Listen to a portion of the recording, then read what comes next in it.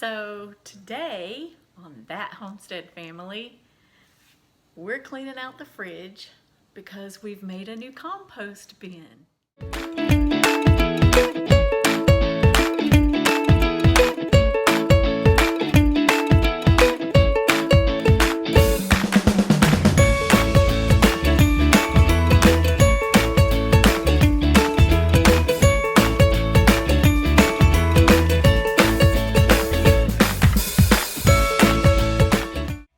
I remember as a little girl going to my grandmother's house and her having a tub of scraps laying on her kitchen counter, and she always used it to put in her compost bin. So yesterday we had been thinking about starting a compost bin, and we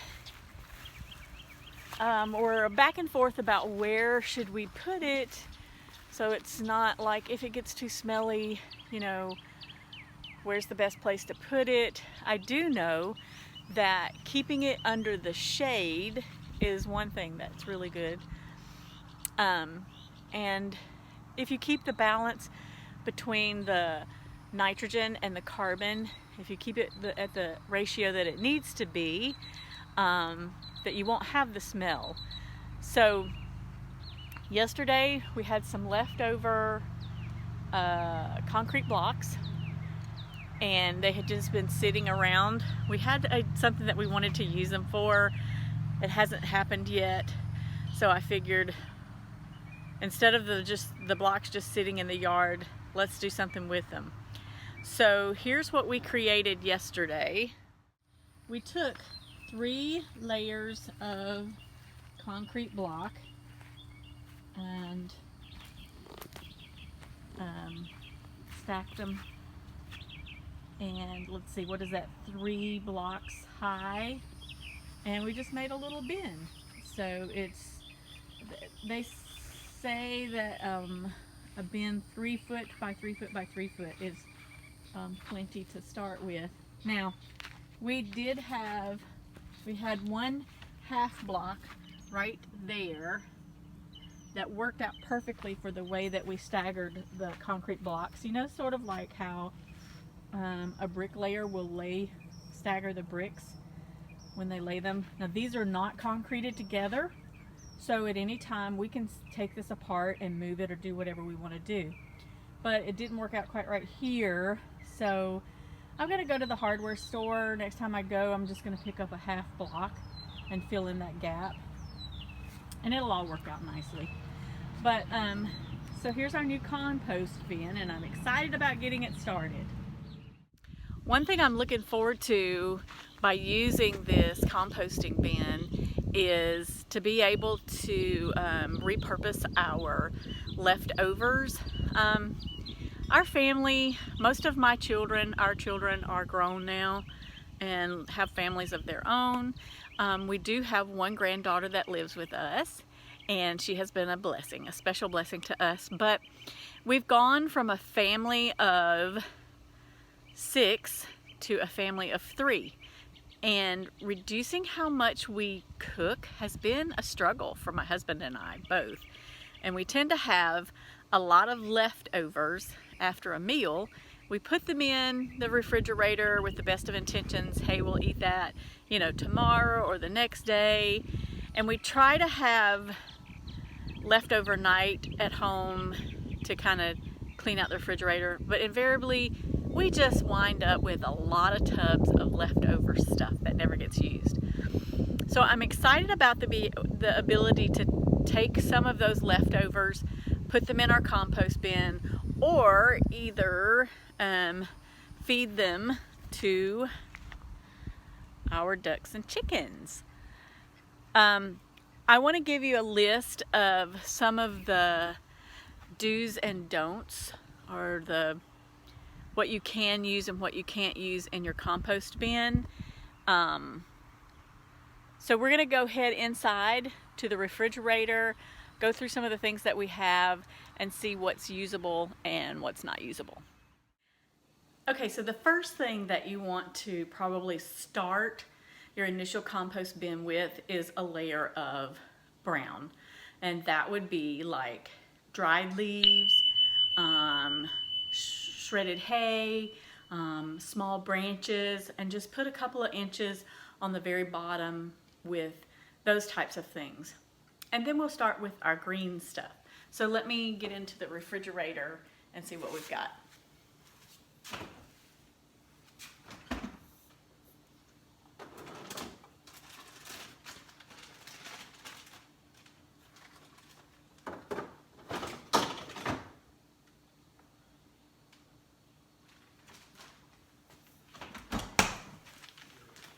So here's one thing.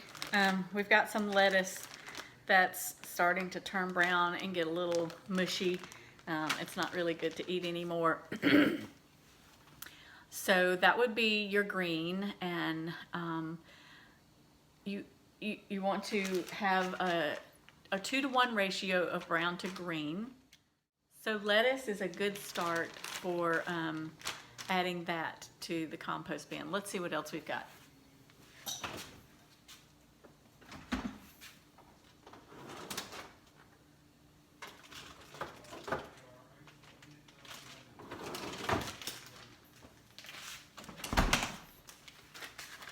I have some leftover meatloaf, and it's starting to get a little mold on it.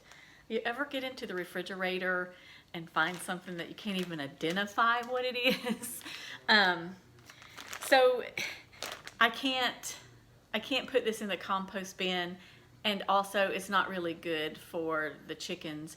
So this, unfortunately, is probably just going to go into the garbage disposal. I can't put bones in my garbage disposal, but since this is meatloaf, this is just like ground beef. So that's where this was gonna go. I found a couple of cucumbers. This one didn't really look too good when I picked it to begin with. And this one just didn't get used. We've been getting quite a few cucumbers, and I pickled some, and we've put some in salads, but this one just kind of got shoved to the back of the refrigerator and is starting to shrivel. These things are good for the compost bin. So talking about my grandmother, this is another thing that reminded me of her. This is actually an old ice cream tub. Don't judge us. I know we shouldn't be eating the ice cream, but it's a tub that I saved, and I like saving leftover, especially plastics, instead of throwing them away. I try to repurpose a lot of them. So as you can see, there's eggshells in there now. We use that will work in the compost bin, or you can crush these up and give them to your chickens. So the lettuce is going to go in here with the eggs, and the cucumbers, I'll probably cut them up a little bit just because they'll break down quicker, and if they're not whole, if I go ahead and cut them up into smaller pieces. But I leave this on the counter, and there's a top that goes to it, and leave this on the counter, put the top on it. So like once a day, go out and throw it in the compost bin, or give what I want to give to the chickens. And that's a great way to dispose of your garbage and help the landfills out at the same time. I can't tell you how much better this makes me feel, so that I'm not just wasting food. It hurts me so bad every time I have to clean the refrigerator out, and especially when we go grocery shopping, and I feel like, why am I spending money to put more things into the refrigerator when I've got to throw away food before I can buy more groceries? So this just makes me feel like I'm not wasting this and just throwing it away. It's getting put back to good use. It's replenishing the dirt, helping us to build good compost for our garden, and or feeding the chickens. Okay, so I got a bucket full. Let's go out to the compost bin and put it out there. The ducks haven't been fed yet this morning, so I'm headed over to their pen. And if you'll notice, in their pen they have a nesting box with some straw in it. So I'm going to clean out that straw, put some fresh straw in there for them, and then I'll use their old straw to go put in the compost bin. The little chicks this morning, I found them. Oh, you're gonna jump down now, but I found them roosting for the first time in their new outside pen. So hopefully they'll start going into the actual roost, the coop, the little coop at night, and be a little bit safer. But they're doing well.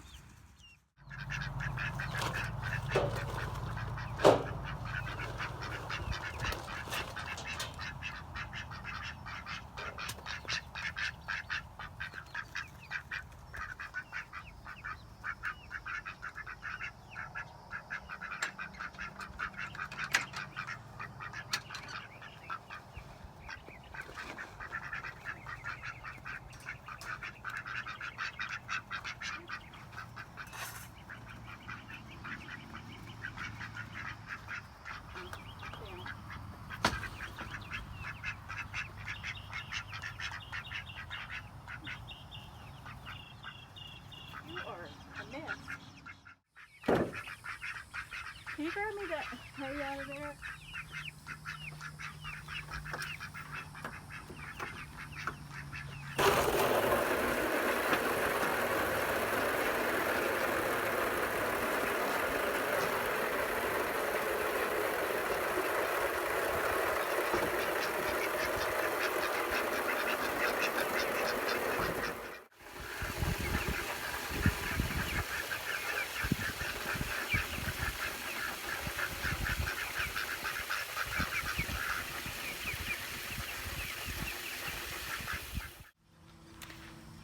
So as you can see, we've got the straw, and we also have some leaves and twigs that were just laying around the compost bin that I put in there with it, just to kind of add to helping to break down. One thing about being under this tree, leaves that just fall off the tree can fall right into the compost bin.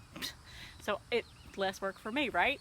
But this dirt right around here is actually really good dirt, because our duck pen, the smaller one, was right here at one time, and whenever they would like do away with all the grass, we would just kind of slide the duck pen around. So they use this area quite a bit, and the dirt is really good right around this area. So we may take advantage of that in our next raised bed that we're going to do, so stay tuned for that. So I'm just going to pour the, where is it? Pour the scraps that we brought from the refrigerator out here, spread them out onto the compost bin.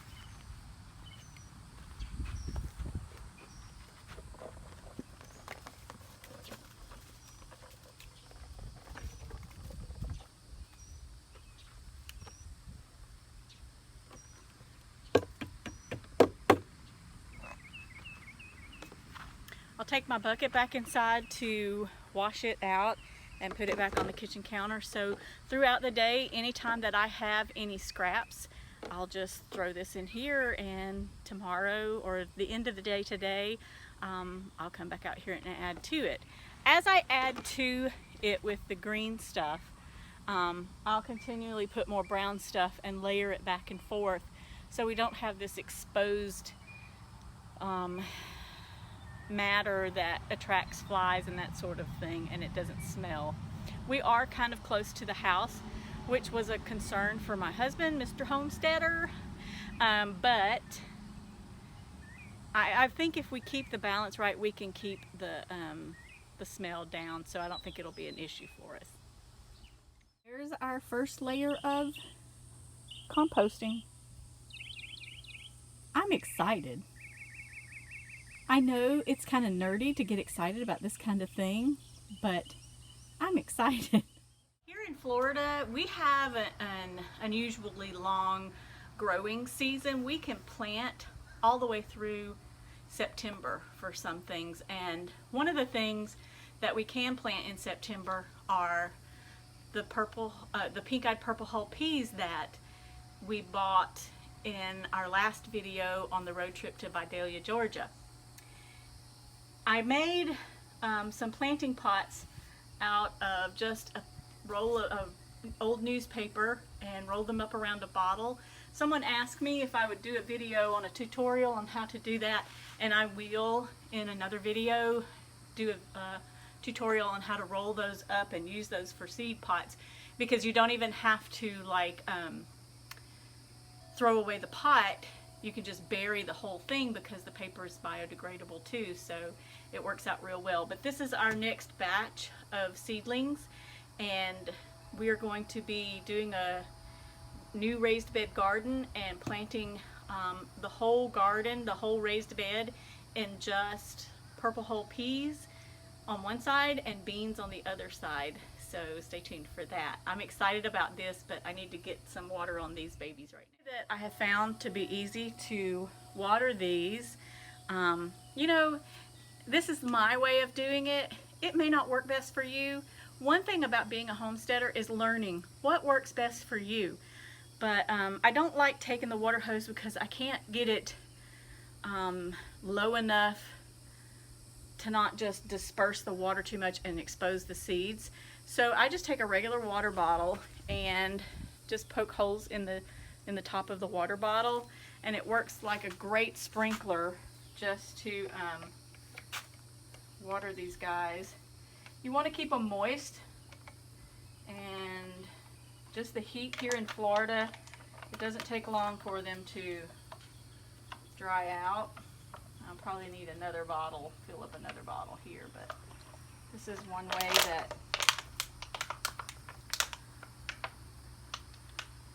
I like to work on the seedlings.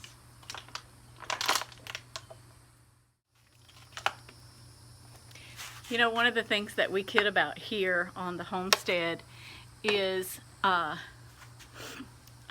we have a lot of birthdays in June, and in the summertime we have a lot of birthdays. Actually, we have a couple in May and a couple in June and a couple in August, so we're doing a lot of birthdays. I made a birthday cake for my grandson last month, and so my husband my oldest son, he was like, just go buy a birthday cake. And I was like, no, we don't buy birthday cakes on the homestead. We make cake on the homestead. And so time kind of ran out for me. I actually made the cake, but then I just ran out and didn't have time to make frosting, had to go run some errands, and I just grabbed one of those cans of frosting to put on the homemade birthday cake. And my son came over later and he goes, oh, Mom, what is this? And I was like, well, sometimes we have to practice convenient homesteading. So that's kind of become the joke around here, is we're convenient homesteaders. So, but you know, there's some truth to that. Do what's convenient for you. I watch a lot of Cog Hill Farms, love the Dancing Farmer. And one of the things that he talks about a lot is it's all about efficiency. It's all about being able to maximize your time and be efficient with what you're doing. So that may mean a tub of store-bought frosting on a homemade birthday cake, but that's the way it goes here at the homestead. You guys have a great day. Be sure to subscribe and hit that notification bell so you can get more videos in the future, and we've got a lot going on and a lot to talk about.